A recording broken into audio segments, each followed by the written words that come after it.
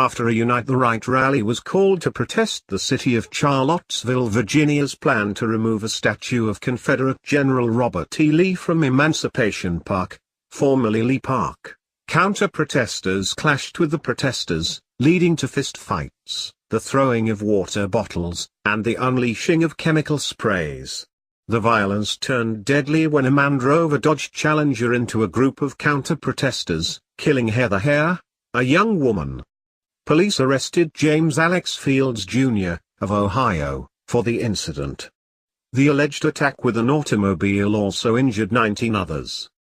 Jason Kessler, one of the protest's organizers, blamed the city government for the violence, stating, "All of the carnage that happened was because the Charlottesville city government would not recognize our right to assemble." As if to prove his accusation, his planned news conference on Sunday was interrupted by counter-protesters who threatened him with bodily harm, but the state police did not protect his right to a public speech. Kessler later declared that his First Amendment rights were being trampled on when the police escorted him away, rather than ensuring his right to free speech. The police did arrest Robert Litzenberger after he allegedly spat on Kessler, and charged him with misdemeanor assault and battery, but law enforcement did not protect Kessler's right to speak.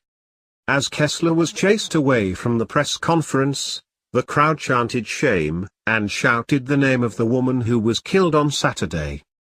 When President Trump condemned the egregious display of hatred, bigotry and violence on many sides, he was harshly criticized for not restricting his condemnation to those protesting against the removal of the Lee statue, who were uniformly referred to as white nationalists and Nazis. Of course, that includes white supremacists, KKK, neo-Nazi and all extremist groups, the White House said in a statement, after some tried to unfairly tie President Trump to the violence that erupted over the weekend. One must conclude that some believe violence by leftists against others is acceptable, as is demonstrated on many college campuses across America. Apparently, many of the counter-protesters simply do not believe in freedom of assembly and freedom of speech, both protected by the First Amendment to the U.S. Constitution.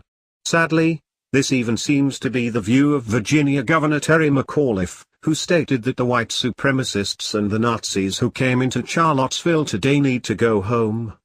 Stressing his point even more, he added, "There is no place for you here. There is no place for you in America. Go home and never come back." While one can sympathize with McAuliffe's animosity against violent white supremacists and Nazis, it is not quite clear where he thought home for the alleged Nazis and white supremacists is, if they are American citizens. We can find their views reprehensible, but since when it is in the authority of the governor of Virginia to decide what social views are so reprehensible that these people are to be deported? Even during the worst of the Cold War, open communists who broke no laws were neither expelled from the country nor imprisoned simply for being communists. While many patriotic Americans revere General Lee and take offense at the removal of statues honoring him and other Confederate icons, it is also true that some of those protesting the city's efforts to take down his statue could be rightly classified as Nazis or at least white supremacists. But just as communists have used legitimate grievances to advance their agenda, so do Nazis.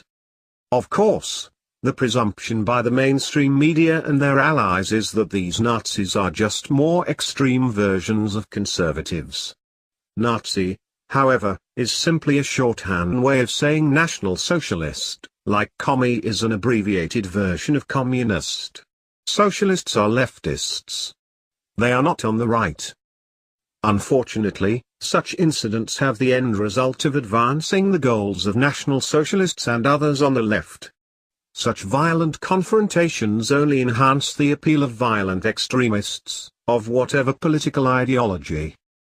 As vile as these Nazi, communist, or fascist ideologies are, it is not an appropriate response to suspend civil liberties, even to the extreme of deporting those American citizens who hold these despicable views.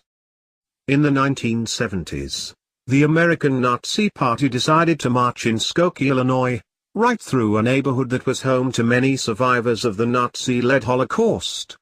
The governments of both the city and the state made efforts to suspend the right of free assembly of the Nazi protesters.